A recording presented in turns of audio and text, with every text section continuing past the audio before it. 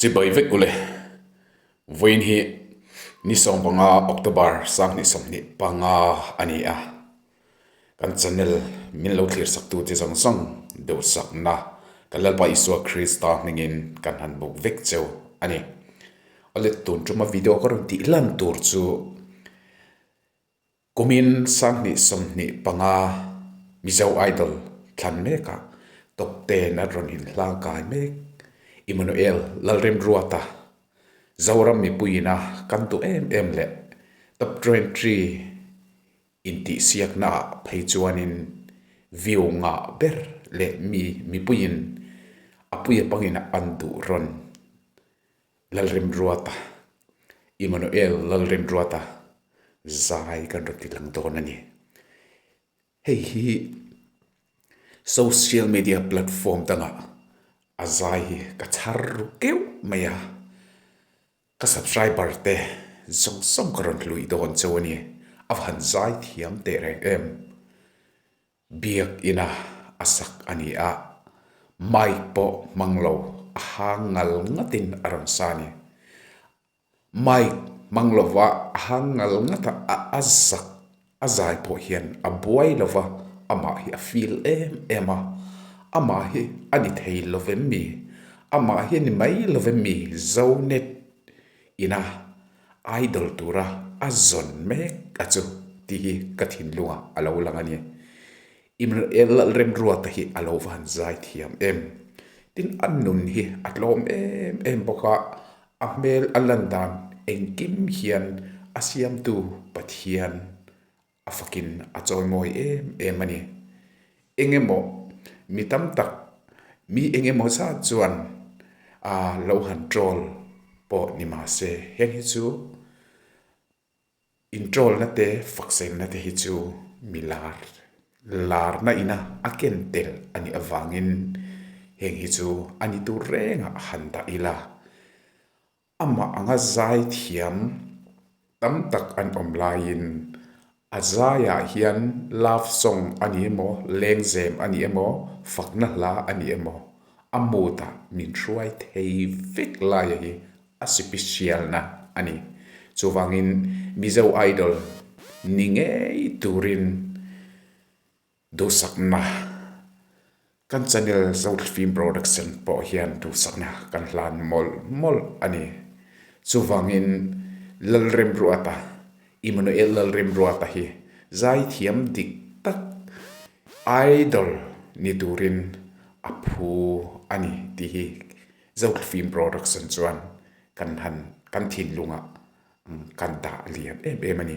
chuwangin tuna azai social media platform danga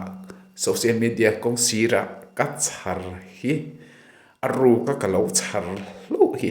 karon lui don chewni abula tanga to khleng min lo han ngai thlak sakula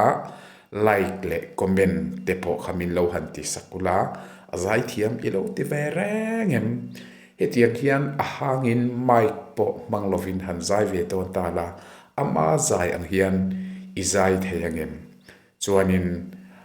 fakla asak animo hianin amel achet engkim han en ila asiam tu pathian afak ngoi ani ti hi achiang tak meu ani ole ama channel atanga kalo mu lau mai ba bulol lui kama ti kha ti la asak kha ilo han ngai thlal phat ang o